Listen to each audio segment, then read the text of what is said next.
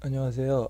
이번 시간은 디지털 회로 설계 실무 22번째, 23번째인데, 23번째라고 하기에는 좀 그 구독자께서 질문하신 내용 중에 또 같이 좀 나눴으면 하는 그런 내용이 있어가지고, 22-A라고 한번 이름을 붙여봤습니다. 임플리멘테이션의 의미와 목적에 대해서 좀 같이 알아보는 시간을 갖도록 하겠습니다. 구독자의 질문은 이런 거였어요. 비바도 공부 중 궁금한 점이 있습니다. 신세시스 다음에 임플리멘테이션은 어떤 것을 목적으로 하는 건가요? 타이밍 정보를 넣는 과정인가요? 뭐 이렇게 질문을 하셨어요.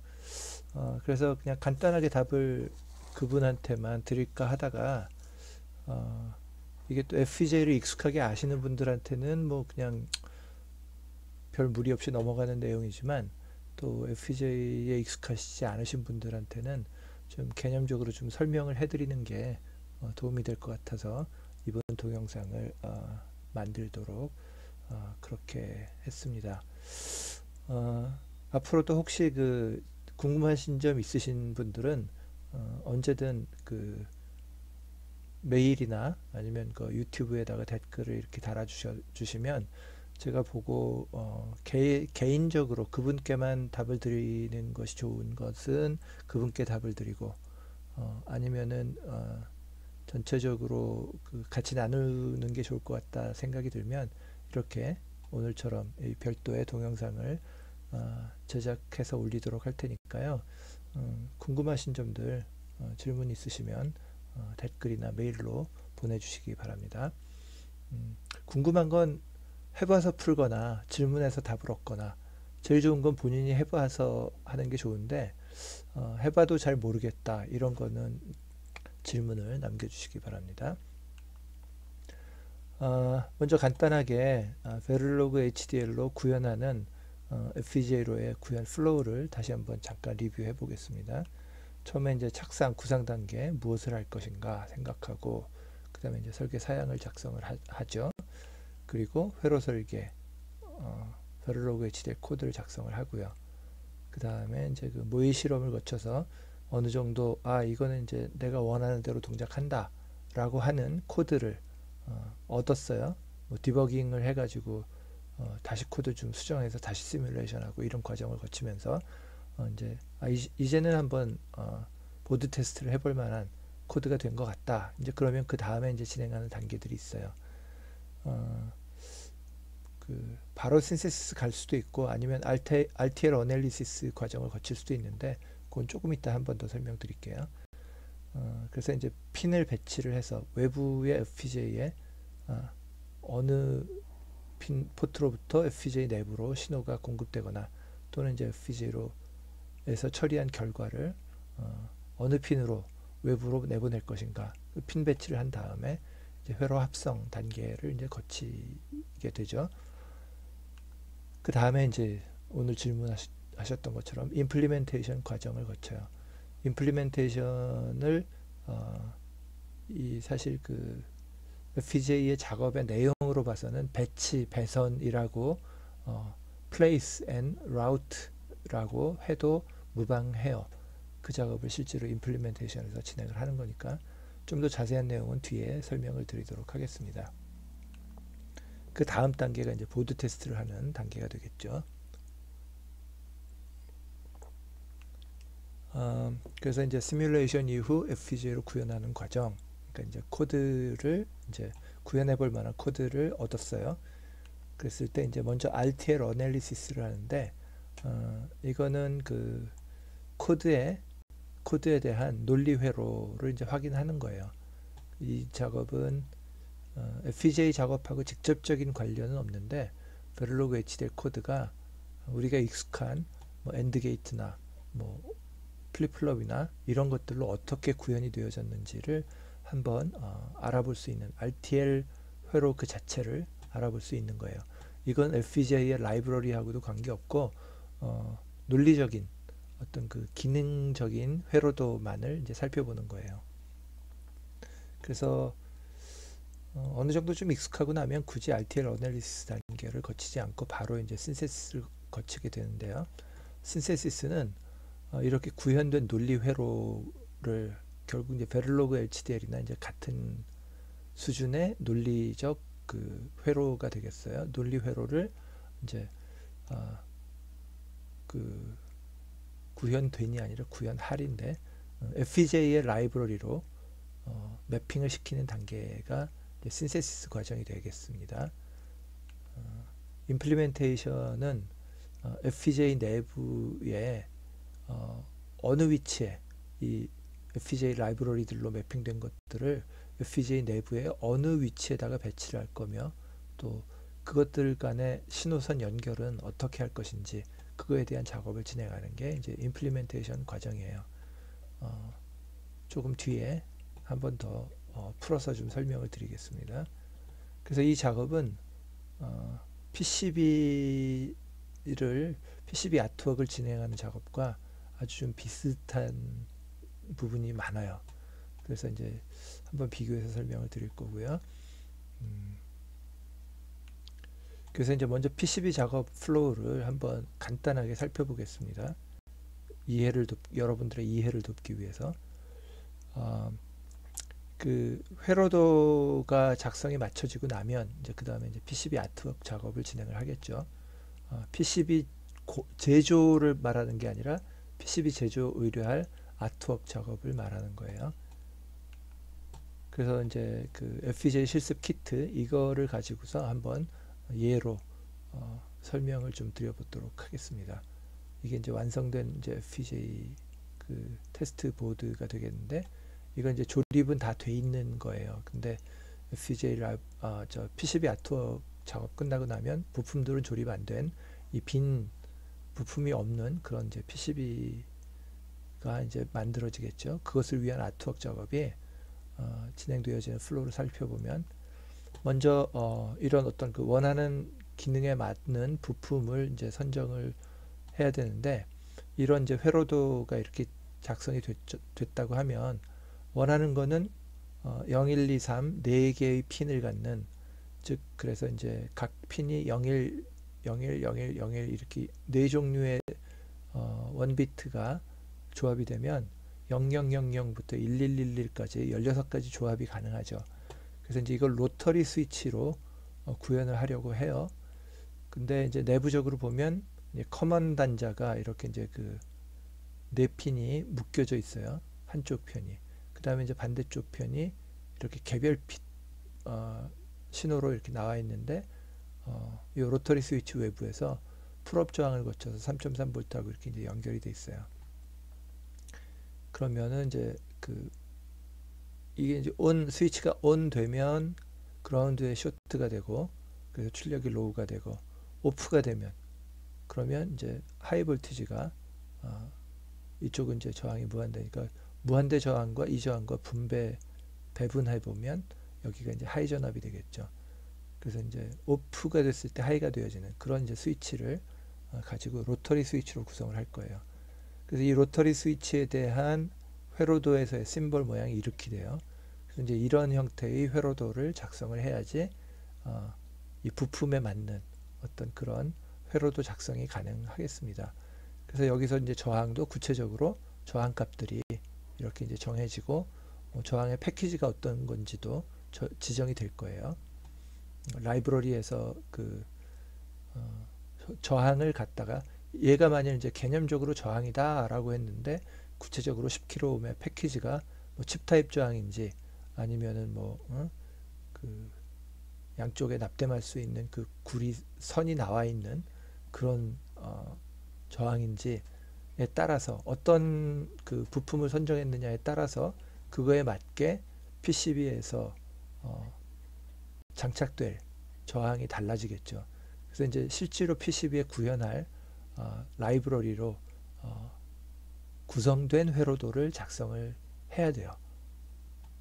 그러고 나면 이제 여기까지가 사실은 이제 그 FPGA 입장에서는 신세시스 구현될 FPGA에서 실제적으로 구현될 라이브러리들하고 부품들을 그 회로에 이쪽은 이제 RTL 회로라고 볼 수가 있는데 RTL 회로들로부터 구체적인 사용되어지는 기능의 컴포넌트들로 변환해주는 그런 작업이 이제 신세시스 작업이라고 볼 수가 있어요. 그래서 이제 이렇게 구성이 되고 나면 이 그 로터리 스위치에 대한 동작에 대한 정의까지 이렇게 됐어요. 그런데 이제 이렇게 되고 나면 이 회로도로부터 그 다음에 이제 PCB에 구현하기 위해서 이런 로터리 스위치 얘를 이제 돌리면 0일 때가 모두 다 오프된 상태가 되고요. 요 지시값이 0일 때 하이죠. 전부 다 오프가 돼 있어요. 그 다음에 이제 F가 되면 전부 다 온 돼가지고 왼쪽에 보시면 이제 그라운드랑 이게 쇼트가 되니까 전부 다 ENC 0123이 전부 다 로우가 되도록 이 로터리 스위치를 돌려주는 거에 따라서 이게 구현이 될 거예요. 그래서 구체적으로 PCB에는 이 패키지의 핀의 간격이라든가 핀의 그 직경이 얼마나 되느냐, 그래서 PCB에 구성될 관통 홀이 또 직경이 어떻게 되느냐, 이런 것들까지 구체적으로 라이브러리가 정해져야지 PCB 아트웍 작업이 진행될 수가 있겠죠. 그래서 이렇게 회로도로부터 실제 PCB에 구성될 구체적인 부품으로 핀 간격은 몇 밀리고 이 또 패키지의 크기는 얼마고, 그래야지 이제 다른 부품을 이 핀에 너무 인접하게 붙이면 조립이 안 되겠죠.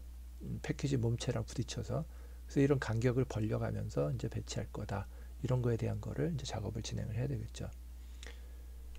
그래서 이제 그 다음이 이제 부품들이 전부 다 구성이 됐으면 PCB 아트웍 작업 해보신 분은 알겠지만 PCB 외관을 딱 만들고 나면 부품이 그냥 한쪽에 다 몰려 있어요. 걔네들을 갖다가 하나씩 이제 PCB 외관 크기에 맞게 이제 배치를 해야 돼요. 그래서 이렇게 이제 얘네들도 하나하나 전부 다 FPGA는 여기 있죠. 이제 이거 BGA 타입인데 FPGA 여기를 이제 조립되지 않은 이제 보드를 보면 구멍이 다 이제 뽕뽕뽕 뚫려 있어요. 구멍이 뚫려 있는 게 아니라 이제 그 동그란 패드가 바닥에 이제 쭉 바둑판 모양처럼 이렇게 이제 붙어 있습니다. 그래서 방금 전에 살폈던 로터리 스위치는 여기에 이제 배치가 돼요. 그래서 어디에 배치할 것이냐 이제 고민을 많이 해야 돼요. 사용자가 이 PCB를 어떻게 사용할 것이냐 등등에 따라서. 그래서 커넥터들도 배치하고 키매트릭스도 배치하고 이렇게 쭉 다 배치를 해야 돼요. 이렇게 이제 배치를 하고 나면 그 다음에 뭐 해야 될까요? 여기 보시면 이제 이 칩들의 핀들이 있죠. 이 핀들을 어디에 연결을 해야 될지 회로도상에 연결되어져 있는 것들에 따라서 이렇게 쭉 다 배선을 해야 돼요. 그래서 배치만 해놓고 배선을 안 하면 정상 동작을 할 수가 없겠죠. 그래서 이렇게 이제 배치가 돼야지 얘네들 따라서 이제 신호가 주고받고 뭐 이런 식으로 진행을 되겠죠. 그래서 이렇게 배치까지 다 끝내야 되는데 여기서 이제 한 가지 생각해 봐야 될 게 뭐냐면, 만일 PCB 사이즈를 작게 하겠다 그래서 이 빈 공간을 다 없애버리고 아주 그냥 빽빽하게 배치했다. 그러고 나서 배선을 하려고 그러다 보면 배선하기 위한 공간이 부족해가지고 2층 기판 아니라 4층 기판 써도 6층 기판 써도 배선할 공간이 부족하면 PCB의 외곽 크기를 다시 좀 더 크게 만들어야 돼요. 그래서 한번 PCB 외곽 크기가 결정이 됐다면 결정할 때부터도 이 부품의 배치와 그 다음에 이제 연결할 선들의 선이 지나다닐 배선 영역까지 고려해서 PCB 사이즈를 잘 결정을 해야 돼요.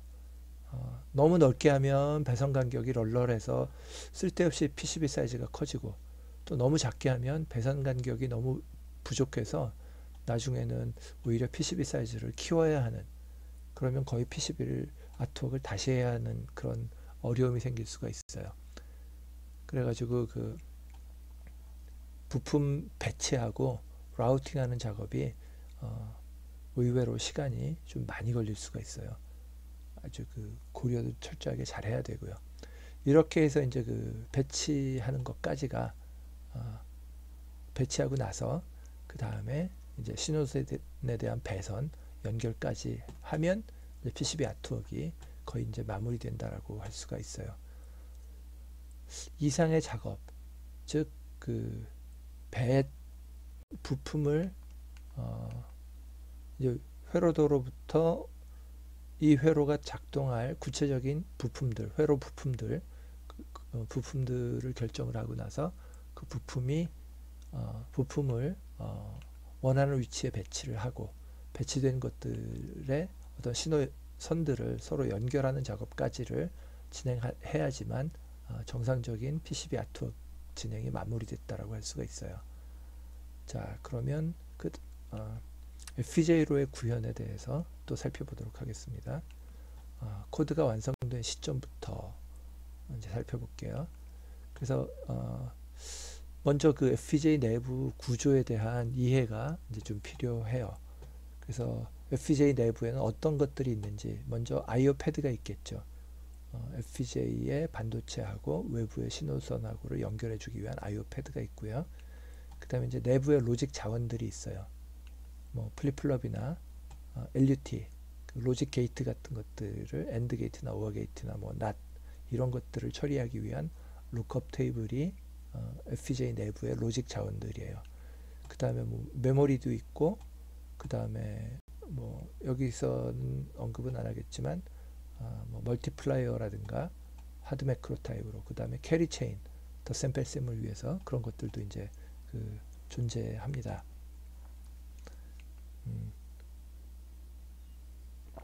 그리고 내부 배선을 위한 자원들이 있어요. 그래서 보면 이렇게 이제 외부에 I/O 패드들이 있고요. 그 다음에 CLB라고 하는 것들이 플립플롭과 룩업 테이블, 그리고 메모리 일부가 포함된 CLB라고 하는 것들이 Configurable Logic Block이라고 해서 이제 그 알테라에서는 아마 로직 어레이드 랩인가, 그래서 LAB인가 뭐 하여튼 그런 식으로 이제 쓰이는데 이름이 좀 달라요. 근데 자일링스 같은 경우 이렇게 이제 그 CLB라고 하는 것이 FPGA 안에 바둑판처럼 이렇게 쭉 깔려 있어요. 크기에 따라서는 이게 뭐 수백 수천 개가 있어요. 여기서 이제 간단한 그 예로 보여드릴 거고요. 그 다음에 이제 이 중간에 이제 배선을 위한 이 영역들이 있어요. 말씀드린 것처럼 로직 영역을 넓히기 위해서 배선 영역을 크게 줄여버리면 로직은 배치가 되는데 선 연결 자원이 부족해서 그 FPGA를 사용할 수가 없는 그런 문제가 생길 수가 있어요. 그런 경우에는 더 큰 칩을 쓰거나 뭐 이렇게 해야 되는 거죠. 배선 영역 때문에. 그래서 FPGA를 만들 때 이 로직 부분의 영역과 또 배선 영역을 어느 정도로 적절하게 배치를 하느냐가 FPGA의 그 효율을 높이는데, 구성 효율을 높이는데 도움이 중요한 요인이 되겠죠. 하지만 저희는 이제 사용자 입장이니까 이걸 우리가 결정할 수는 없는 거고, 그래서 이 내부 구조가 이렇다라고 하는 걸 아는 상태에서 진행을 하겠습니다. 그리고 그럼 이제 CLB의 내부는 어떻게 생겼느냐, 이런 식으로 돼 있어요.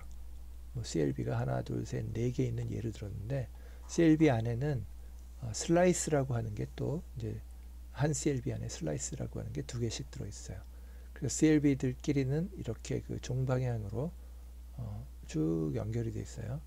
옆으로 그러니까 CLB와 CLB 사이에는 배선 영역이 들어가는데 이렇게 얘네들끼리는 캐리 체인이 이렇게 연결될 수가 있게 그렇게 구조가 되어 있습니다. 그래서 이제 하나의 CLB 안에 보면은 슬라이스가 두 개 있고 룩업 테이블, 로직을 구성한다는 룩업 테이블이 8개가 들어 있습니다. 그리고 플립플롭, 아리스메틱 로직을 위한 캐리 체인이 있고요. 룩업 테이블로서 활용할 수 있는 디스트리뷰티드 램이 있어요. 256비트짜리. 그 다음에 이제 1비트 쉬프트 레지스터로 구성할 수 있는 게 128비트짜리 쉬프트 레지스터를 하나의 CLB로 구성할 수가 있습니다.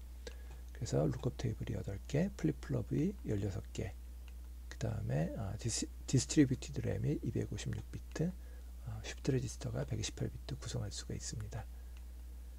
그러면 슬라이스 내부는 어떻게 구성이 되어 있느냐? 좀 복잡하죠. 근데 이제 뭐 다른 거 자세하게 알 필요는 없고요. 먼저 이 왼쪽에 룩업 테이블이 하나, 둘, 셋, 네 개가 들어 있고요.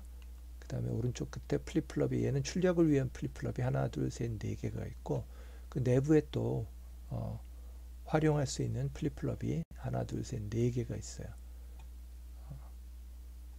그래서 슬라이스 안에는 그 플립플롭이 8개가 들어 있습니다. 그리고 가운데 이제 캐리 체인이 있어요. 얘네들 덕분에 애더를 구성할 때 룩업 테이블을 절약할 수 있는 그런 그 효과가 있습니다. 그래서 이제 이렇게 내부 구조를 안 상태에서 코드로부터 RTL 어널리시스를 이제 진행을 하게 되면 그 결과 일레보레이티드 어떤 스키매틱을 이제 볼 수가 있는데 간단한 예로 엣지 디텍트하는 그 회로가 되겠는데 이걸 한번 예로 설명을 드리면 플립플롭이 두 개가 있고 한쪽에 인버팅이 붙어 있는 그 투인풋 앤드 게이트가 두 개, 그 다음에 이제 입력은 세 개, 출력이 두 개 이렇게 이제 사용이 됐어요. 근데 여기서 보면 아직 신세시스도 되어지지 않았기 때문에 얘네들은 그냥 단순히 그냥 그 아이디어란 플립플롭이에요. 그래서 이게 이제 이렇게 구성된 거로부터는 FPGA가 저희는 그냥 아틱스 7을 썼지만 예를 들어서 스파르탄을 쓴다. 그러면은 스파르탄에 사용된 FPGA는 라이브러리가 다른 것으로 구현이 되겠고 또 아틱스 7에 구현된 거는 또 약간 그 특성이 다른 FPGA가 되겠죠.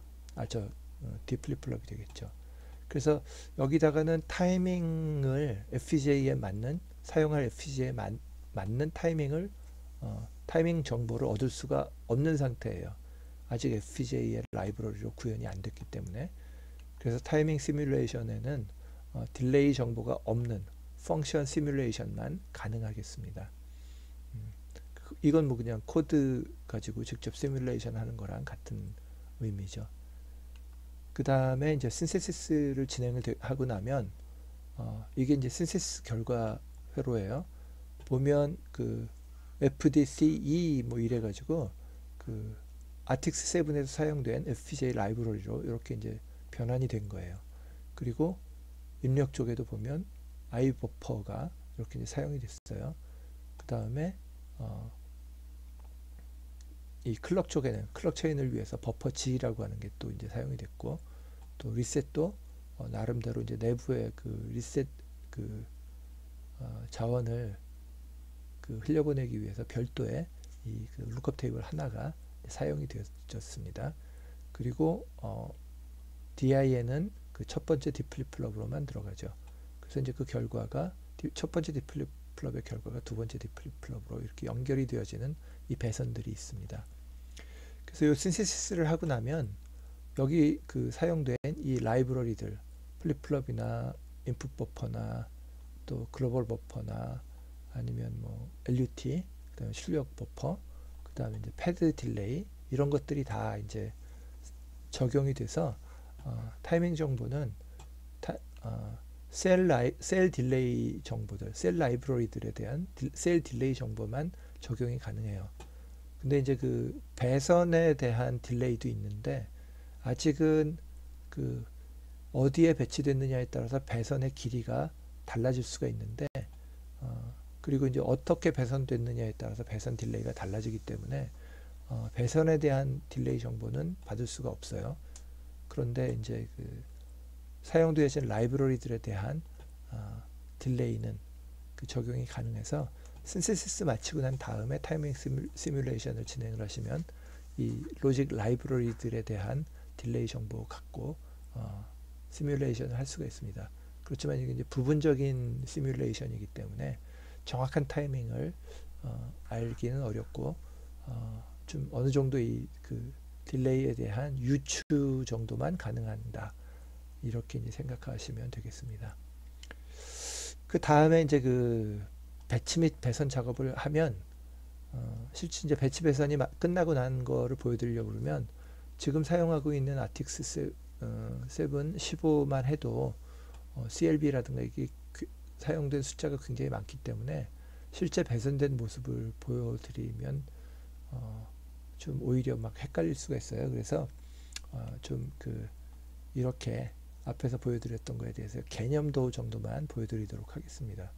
예를 들어서 이제 인풋 패드가 인풋이 3개였는데 인풋 패드로부터 내부에 플립플롭이 구현된 CLB까지 이제 선이 연결이 될 거예요. 물론 직접 연결은 안 되고 내부 이제 라우팅 자원을 통해서 여기 연결이 됐다가 여기서 이 라우팅 채널로부터 CLB로 연결하는 이 작업을 거치겠죠. 그래서 개념만 이제 화살표로 이렇게 파란색 화살표로 보여드렸는데 첫 번째 플립플롭의 결과가 두 번째 플립플롭으로 연결이 되고 얘네들이 각각 Q0와 Q1이 하나의 게이트를 거쳐서 출력으로 나가고 이렇게 이제 돼요. 그러면은 이 CLB의 라이브러리하고 이 라우팅이 이제 확장이 됐기 때문에 마치 이제 PCB에서 부품을 배치할 때 플립플롭을 여기 배치할 건지 아니면 여기 배치할 건지, 물론 CLB들은 다 동일한 구조를 갖고 있기 때문에 가급적이면 인접한 위치에 배치를 해서 라우팅 딜레이를 최소화하도록 임플리멘테이션 툴이 알아서 딜레이가 최소화될 수 있도록 배치를 해줘요. 그래서 이렇게 이제 배치를 하고 나면 라우팅 딜레이까지 포함된 그런 정보를, 타이밍 정보를, 정확한 타이밍 정보를 알 수가 있습니다. 그래서 이제 타이밍 시뮬레이션을 할 때 셀 딜레이 플러스 라우팅 딜레이 정보를 적용을 해서, 그래서 이제 타이밍 시뮬레이션을 진행할 수가 있어요. 그래서 타이밍 시뮬레이션을 진행을 하시면 실제 FPGA 보드에서의 동작처럼 동일한 타이밍 결과를, 오히려 약간의 타이밍 마진을 두고 있기 때문에 실제 동작에서는 안정적으로 타이밍 시뮬레이션 결과가 패스가 됐다 그러면 실제 보드에서의 동작도 안정적이라고 개런티할 수가 있습니다. 그건 이제 제가 개런티하는 게 아니라 자일링스사에서 개런티를 하는 거죠. 요 정도 해서 임플리멘테이션은 배치 및 배선을 하는 작업이다. 그래서 신세스 결과 라이브러리로 FPGA의 구체적인 플립플롭 또는 LUT로 구현된 그런 회로 라이브러리들이 FPGA 내부에 어느 위치에 있는 CLB에 배치가 될 거며, 그러면 그렇게 배치되고 나면 배선은 어떻게 할 거냐. 그래서 배선 작업까지 마치고 나면 정확한 구현된 딜레이에 대한 값을 얻어서 정확한 타이밍 시뮬레이션을 할 수가 있어요. 그래서 임플리멘테이션 작업은 두 가지 목적이 있습니다. 정확한 타이밍 정보를 얻을 수 있고요. 그렇지만 타이밍 정보만을 얻기 위한 것이 아니라 실제로 이렇게 구현된 것 가지고 FPGA 보드에 다운로드해서 실제 보드 동작을 할 수 있는 그런 이제 프로그램 할 수 있는 인포메이션들을 생성할 수 있는 그런 생성하기 위한 두 가지 목적이에요. 그런데 만일 이게 로직이 점점 많아진다 그러면은 이 CLB들이 꽉 차겠죠. 꽉 차면 배선 연결해야 할 선들도 늘어나겠죠. 그래서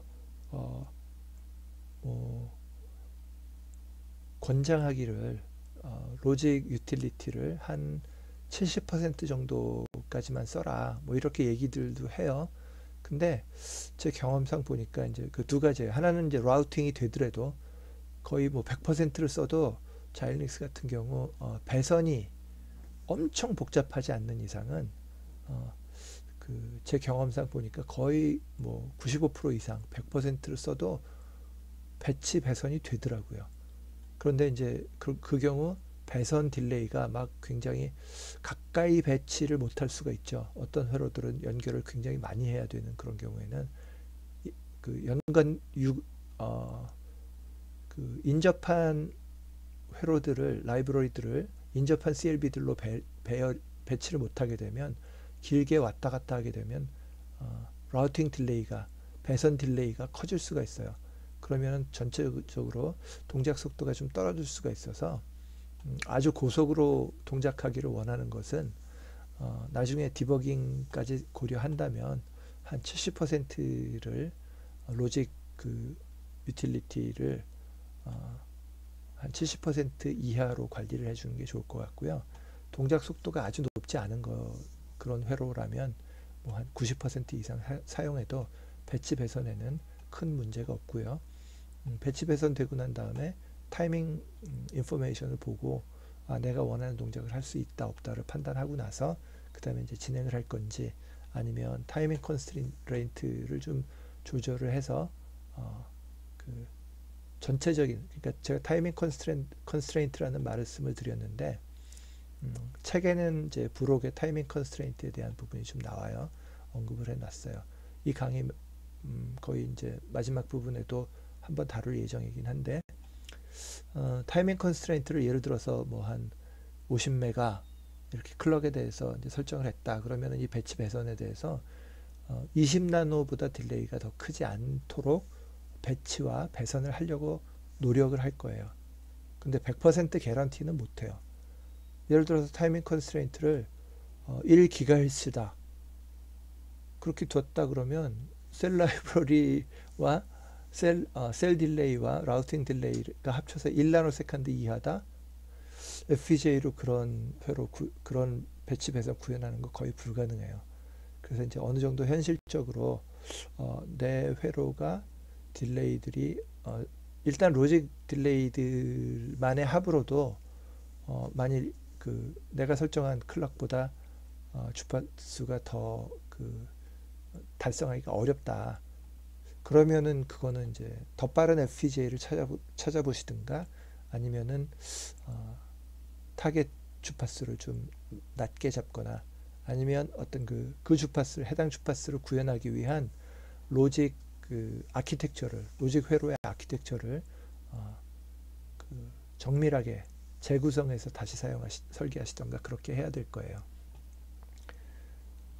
그래서 이 배치 배선은 원하는 동작 속에 맞도록 구현하기 위해서 기본적으로는 배치 배선인데 배치 배선하고 나서의 딜레이가 원하는 동작에 맞는지를 타이밍 정보로부터 확인할 수가 있고 원하는 속도에 맞게 구현이 됐다 그러면 그 보드 테스트를 진행을 하시면 되겠습니다. 배치 배선에 대해서 뭐 제가 설명드릴 내용은 거의 다 설명드린 것 같습니다. 예, 도움이 되시기를 바라고요. 마무리하도록 하겠습니다. 이번처럼 혹시 제 강의 들으시다가 또는 책 공부하시다가 궁금하신 내용 있으시면 질문 주시면 답을 드리도록 하겠습니다.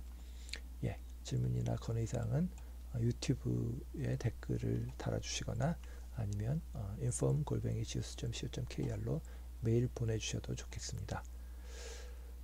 예, 다음 동영상에는 다시 계속 이어서 또 강의를 준비해 보도록 하겠습니다. 수고하셨습니다.